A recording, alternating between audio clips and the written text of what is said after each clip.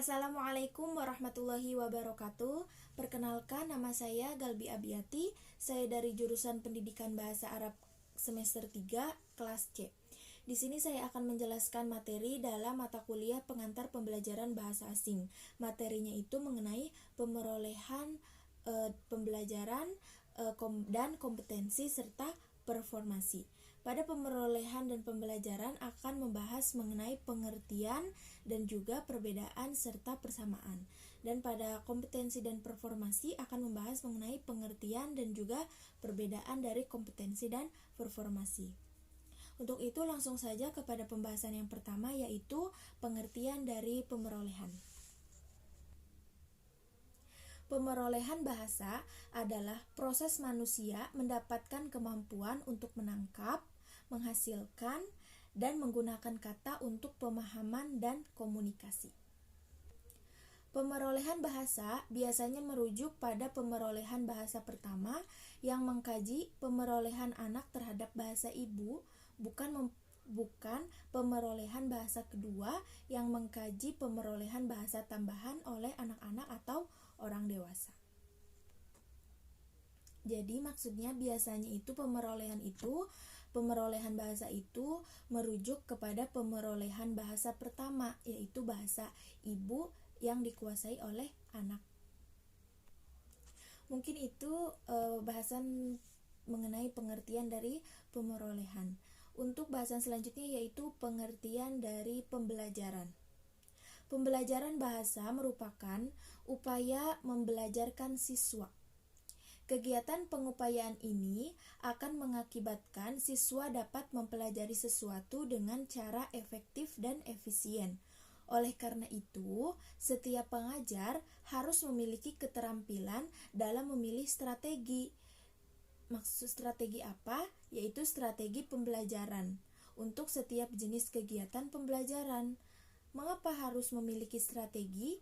Agar siswa dapat memahami materi pembelajaran dengan baik dan proses belajar yang tidak membosankan.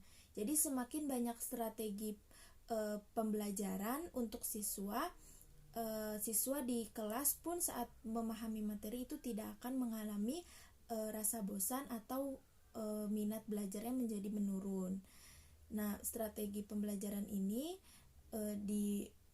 dibuat dengan tujuan agar siswa-siswa yang sedang belajar itu tidak akan merasa bosan selama pembelajaran, dan juga agar si materi pembelajaran itu cepat masuk ke pemahaman siswa tersebut. Seperti itu.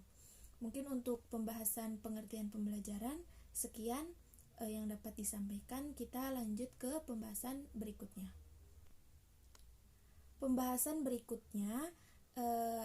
Pembahasan selanjutnya adalah mengenai persamaan dan perbedaan dari pemerolehan dan pembelajaran. Kita mulai dari persamaannya dulu. Persamaannya itu yang pertama ada persamaan praktek. Maksudnya baik pemerolehan maupun pembelajaran pada hakikatnya adalah pembentukan kebiasaan seperti apa? Yaitu pembentukan kebiasaan bahasa, sehingga menjadi kemampuan yang sulit untuk dirubah. Persamaan yang kedua yaitu persamaan meniru.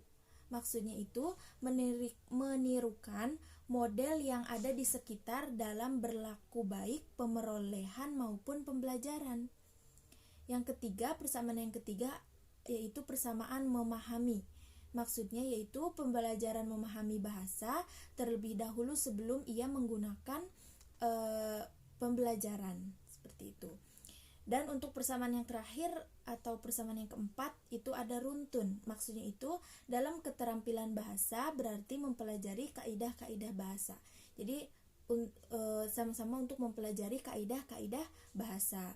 Untuk persamaan dari pemerolehan dan pembelajaran itu tadi ada 4. Yang pertama ada praktek, yang kedua ada meniru, yang ketiga ada memahami, dan yang keempat ada runtun. Mungkin untuk persamaan hanya sekian yang disampaikan. Lanjut kepada perbedaan. Perbedaan dari pemerolehan dan pembelajaran. Perbedaannya itu ada 5. Yang Perbedaan yang pertama itu perbedaan motivasi dan tujuan, yang kedua perbedaan lingkungan, yang ketiga perbedaan model, yang keempat perbedaan waktu, dan yang kelima perbedaan dari konteks belajar. Mungkin itu yang dapat disampaikan untuk bahasan mengenai pemerolehan serta pembelajaran. Lanjut kepada pembahasan yang selanjutnya, yaitu mengenai kompetensi dan performasi. Bahasannya itu yang pertama itu mengenai pengertian dari kompetensi. Kompetensi adalah kemampuan kerja setiap individu yang mencakup aspek pengetahuan, keterampilan, dan sikap kerja yang sesuai dengan standarisasi yang diharapkan. Definisi lainnya yang menerangkan mengenai kompetensi, yaitu kompetensi menyatakan bahwa kompetensi merupakan suatu hal yang berkaitan dengan kemampuan dan keterampilan individu untuk mencapai hasil yang diharapkan. Jadi setiap individu itu kan mempunyai capaian yang berbeda-beda. Nah, yang dimaksud kompetensi adalah bagaimana cara dia atau kemampuan si individu tersebut untuk mencapai hasil yang diharapkan oleh individu itu sendiri. Mungkin seperti itu untuk pengertian dari kompetensi. Lanjut kepada pengertian performasi. Performasi itu dalam Kamus Besar Bahasa Indonesia, kata performa dijelaskan sebagai kata benda yang bermakna hal melakukan, hal menyelenggarakan, hal memainkan dalam seni drama, tari, dan musik, dan penampilan. Itu menurut KBBI. Performasi yang performasi ada yang mengatakan pengertian dari performasi, yaitu performasi adalah tutur yang aktual. Itu mungkin untuk pembahasan dari pengertian performasi.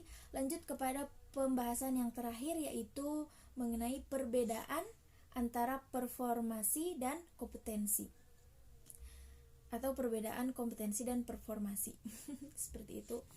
Yaitu perbedaan yang pertama itu kompetensi berbicara mengenai pengetahuan penutur pendengar dengan bahasanya, sedangkan performasi pelaksanaan berbahasa dalam bentuk menerbitkan kalimat-kalimat dalam keadaan yang nyata. Perbedaan yang kedua itu aspek kompetensi bersifat abstrak, sedangkan performasi tidak, karena aspek kompetensi hanya berupa seperangkat kaidah bahasa yang ada dalam otak si pemakai bahasa tersebut. Perbedaan yang ketiga itu aspek kompetensi cenderung tidak disadari oleh pemakai bahasa, sedangkan aspek performasi cenderung sadar. Dan perbedaan yang terakhir adalah aspek kompetensi bersifat spontan, sedangkan aspek performasi tidak spontan. Mungkin untuk pembahasan materi perbedaan kompetensi dan performasi, sekian yang dapat saya sampaikan. Alhamdulillah, penjelasan materi pemerolehan, pembelajaran, dan kompetensi serta performasi sudah saya jelaskan. Saya menyadari masih banyak kekurangan yang saya sampaikan. Semoga materi yang saya sampaikan juga dapat dipahami. Kurang lebihnya saya mohon maaf, dan terima kasih atas perhatiannya. Wassalamualaikum warahmatullahi wabarakatuh.